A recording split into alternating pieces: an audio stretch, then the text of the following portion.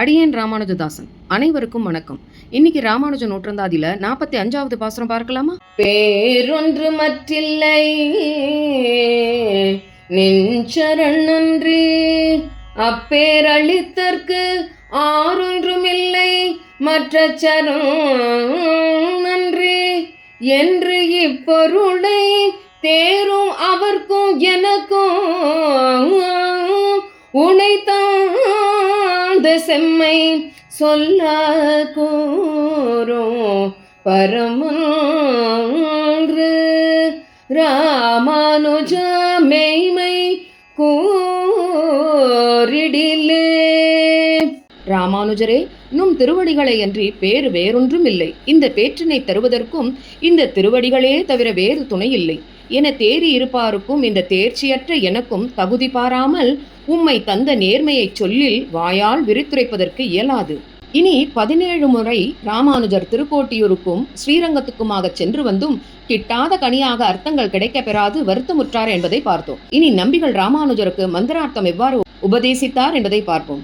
ஒரு சமயம் திருக்கோட்டியூர் நம்பி திருவரங்கம் வந்து எம்பெருமானை சேவிக்க சென்றார். அப்பொழுது சில பெரியவர்கள் ராமானுஜர் விஷயத்தில் இவ்வளவு பரீட்சை தேவையா என்று வருத்தமுடன் கூறினர். அவற்றை கேட்டு நம்பிகள் அப்பொழுது அவ்விடத்தில் எதுவும் சொல்லாமல் மௌனமாக திருக்கோட்டியூருக்கு வந்துவிட்டார். ஒரு வைணவரை கூப்பிட்டு ராமானுஜரை அடியேன் தனியாக வரச் சொன்னதாக தண்டும் பவித்திரமும் மட்டும் கொண்டு வர வேண்டும் என்று சொல்லி அழைத்து வரச் சொன்னார்.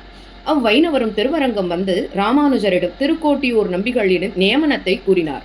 உடனே ராமானுஜர் கூரத்தாழ்வான் மற்றும் முதலியாண்டானை தன்னுடன் அழைத்து கொண்டு திருக்கோட்டியூர் சென்று நம்பிகளை அடிபணிந்தார். அப்பொழுது நம்பிகள், அடியேன் உம்மை தனியாகவன்றோ வரச் சொன்னோம் என்றார். ஆம், தண்டும் பவித்திரமாக வரச் சொன்னீர். இவர்கள் இருவரும் அடியேனின் தண்டும் பவித்திரமும் ஆவார் என்றார். இதில் யார் தண்டு யார் பவித்திரம் என்று கேட்டார் நம்பிகள். தண்டு என்றால் ராமானுஜர் கையில் ஏந்தி இருக்கும் கோள், பவித்திரம் என்றால் தர்பை புல்லால் மோதிரம் மாதிரி செய்து அதை விரலில் அணிந்திருப்பர். பெருமாளின் கைங்கரியம் செய்பவர்கள் கைகளில் பார்க்கலாம் இவற்றை. அவை இல்லாமல் ராமானுஜர் இருக்க மாட்டார், இருக்க முடியாது. அதனால்தான் கூரத்தாழ்வானும் முதலியாண்டானும் அவரை விட்டு பிரியவே மாட்டார்கள் என்ற காரணத்தால் அவர்களை தண்டு பவித்திரம் என்று சொன்னார். அப்பொழுது நம்பிகள், கூரத்தாழ்வானுக்கும் உனக்கும் திருமந்திரம் உபதேசிக்கின்றேன், ஆனால் நீ இவற்றை பரீட்சிக்காமல் யாருக்கும் சொல்லக்கூடாது என்று பிரமாணம் பெற்றுக்கொண்டார். இருவரும் பிரமாணம் செய்தனர். நம்பியும் இருவருக்கும் மிக விளக்கமாக திருமந்திர உபதேசம் செய்தருளினார்.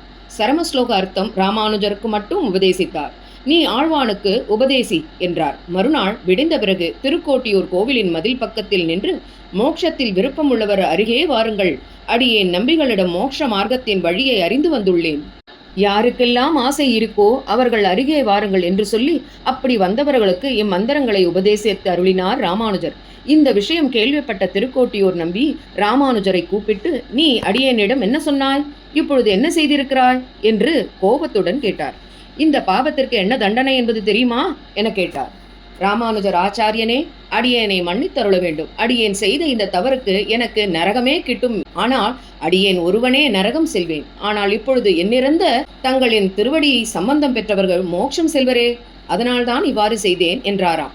திருக்கோட்டியூர் நம்பியும் ராமானுஜரின் உள்ள கருத்தை அறிந்து, இவ்விதம் நமக்கு தோன்றவில்லையே, எம்பெருமான் கருணை கடல் என்று சாஸ்திரங்கள் மூலம் அறிந்தோம்.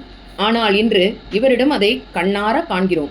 ஆகையால் இவர் எம்பெருமானாரே என்று அனைவர் முன்னிலையில் ராமானுஜரை அழைத்து அருளினார். எம்பெருமானாரே, உமக்கு குரு கட்டளைகளை மீறிய தோஷம் இல்லை என்றார்.